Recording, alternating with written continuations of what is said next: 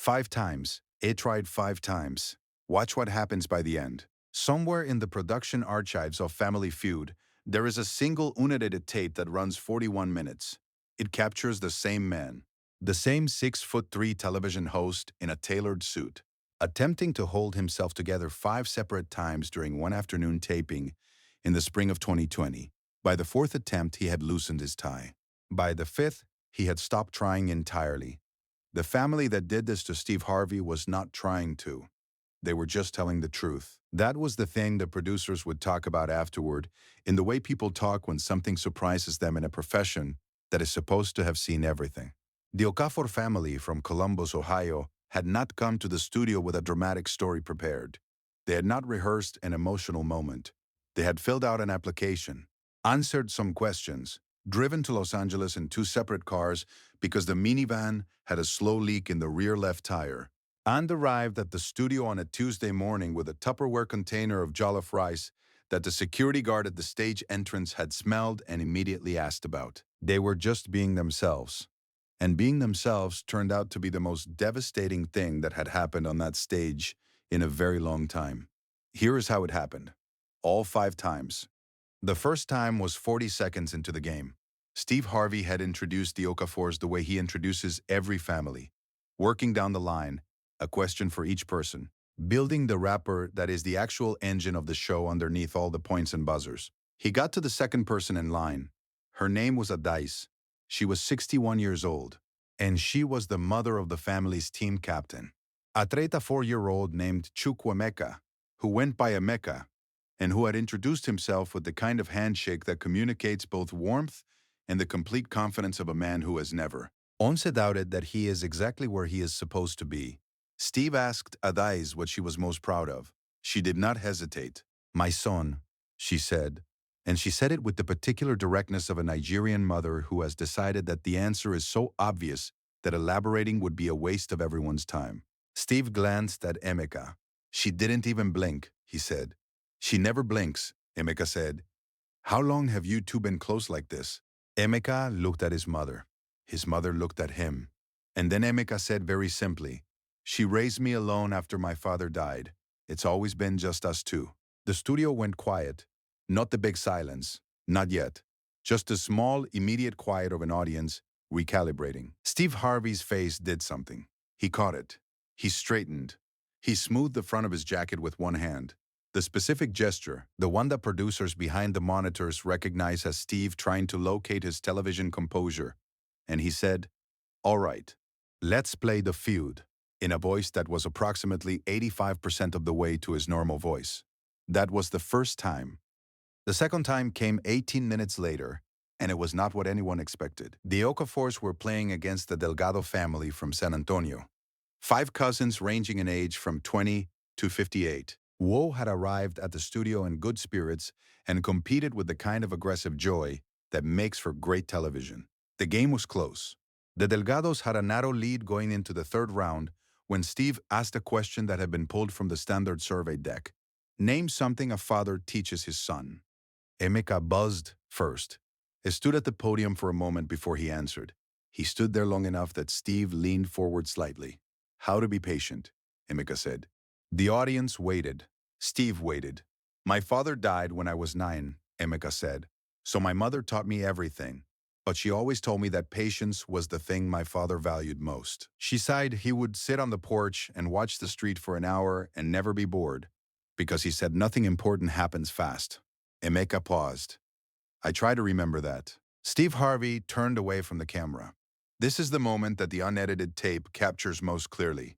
The specific geometry of a large man in a suit, turning his body 45 degrees to port, pressing 2 fingers against the bridge of his nose, and standing that way for a count of 4, while the studio audience, reading the moment perfectly, gave him the silence he needed. It turned back. His eyes were wet. He did not pretend otherwise. Survey says, he managed. "How to be patient," was the number 2 answer on the board. The audience applauded the answer and something else at the same time. The thing underneath the answer.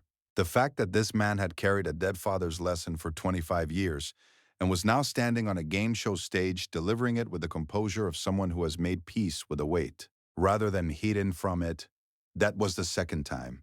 The third time arrived quietly, from a direction nobody was watching. It was the fourth round, and the Okafors had taken the lead. And the energy in the studio had the particular looseness that comes when a game is going well, and everybody in the room is starting to enjoy themselves without reservation. Adaese had answered a question that made Steve laugh so hard he had to walk away from the podium. Emeka's younger cousin Tovena, 26, who had been vibrating with barely contained competitive energy since the opening buzzer, had buzzed in on a question about office habits and given an answer so specific and so correct that the Delgado family had started laughing along with the Okafor side. Steve worked his way down the Okafor line in a lighter moment between rounds, the loose interview patter that fills the transitions. He got to the last person, Adaise's sister, Ngozi, 58, who had flown in from Houston for the taping, and who had spent the first two rounds standing at the end of the line with the alert stillness of someone who did not intend to be caught off guard. Steve asked her how she felt watching her nephew compete. Proud, she said immediately. Then she looked down the line at Emeka, and something shifted in her face. He looks like his father, she said. More every year. Steve asked how long ago Emeka's father had passed. 25 years in October.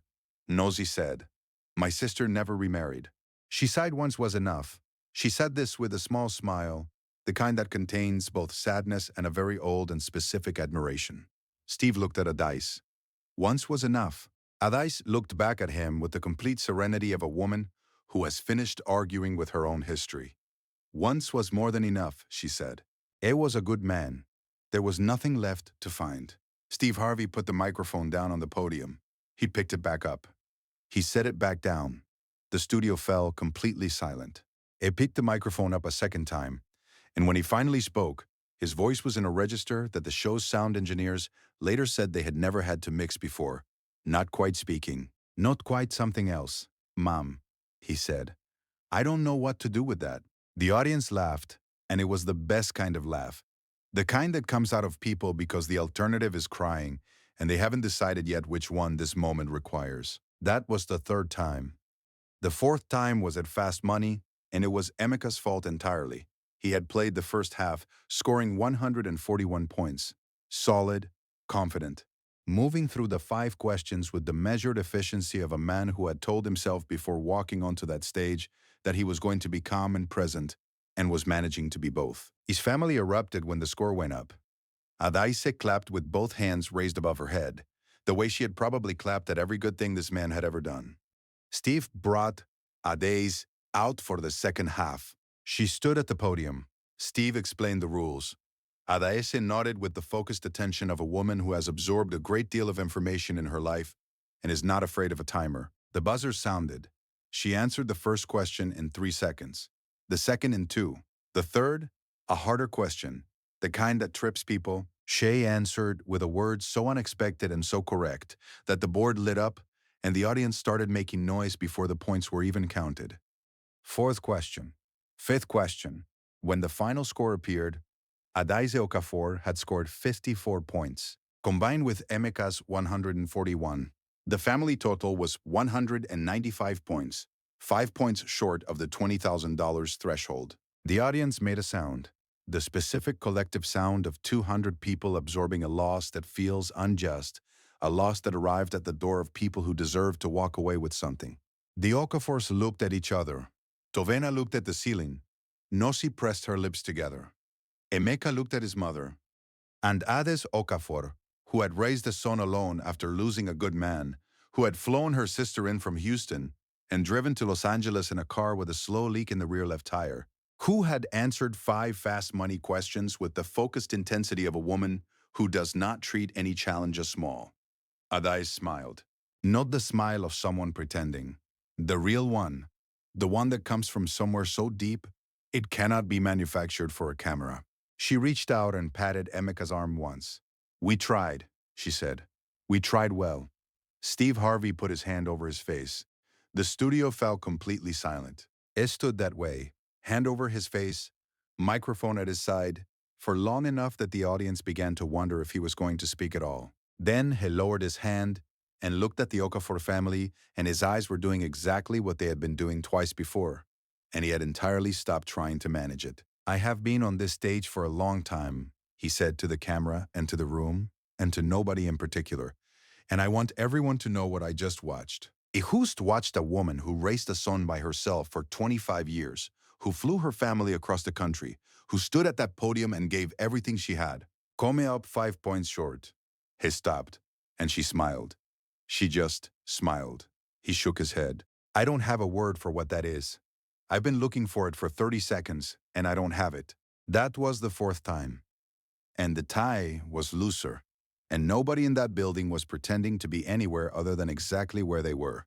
The fifth time, nobody was ready for. The Delga family had won the game on points, and they had won it the right way. They were good, and they had played hard, and they deserved what they walked away with. But the moment the tapping entered its final minutes, something happened that had not been in any rundown sheet prepared for that afternoon. Ramona Delgado, 44, the eldest of the Delgado cousins, who had been watching the Okafor family for the entire taping with an expression of steady and growing admiration, walked across the center line of the stage without being asked to. She walked to a dais. She said, "My mother passed last year. She raised us by herself too. I just wanted to tell you." Adais Okafor opened her arms. The two women stood in the center of the family feud stage and held each other. And the audience did not applaud, which was the most extraordinary thing, because that audience had been applauding everything for an hour and a half. They went silent instead. The particular silence that means, we understand this is not for us. We are witnesses, not participants. We will hold still. Steve Harvey stood at the side of the stage and watched and made no attempt at all. Not the fourth gesture toward composure, not the lifted microphone, not the smooth jacket. He simply stood there with his hand against his chest and let it be what it was. Then he walked to center stage and looked at the camera. I want to talk to everyone watching at home, he said. I want to say this clearly. You are going to meet people today, this week, who are carrying something you cannot see. They are going to smile at you. They are going to say they're fine. They are going to tell you once was enough, and they are going to mean it, and they are going to keep walking. He paused. See them. Just see them. That's all I'm asking. It turned to Emeka. Young man, he said, your father did one thing right. Emeka waited. He picked your mother. The studio fell completely silent for the last time, and then the room came apart. Not the loud television audience kind of coming apart, but the real kind. The one that starts somewhere below the sternum and works its way out. And Steve Harvey stood in the middle of it, with his tie loosened and his eyes wet and his five-word truth hanging in the air of the studio. He picked your mother. 5 words. He had not planned them. They had simply arrived, the way the truest things usually do. Not from preparation, but from the accumulated weight of everything that had happened in that room for the previous 41 minutes. But Steve wasn't done. He turned to a producer in the wings and said something the broadcast mics didn't fully capture. What followed, confirmed later by the show, was that Steve personally arranged for the Okafor family to return for a bonus taping, fully covered, with airfare and hotel for all 5 members. He also recorded a personal video message for Emeka that was delivered privately, the contents of which neither Emeka nor Steve has discussed publicly.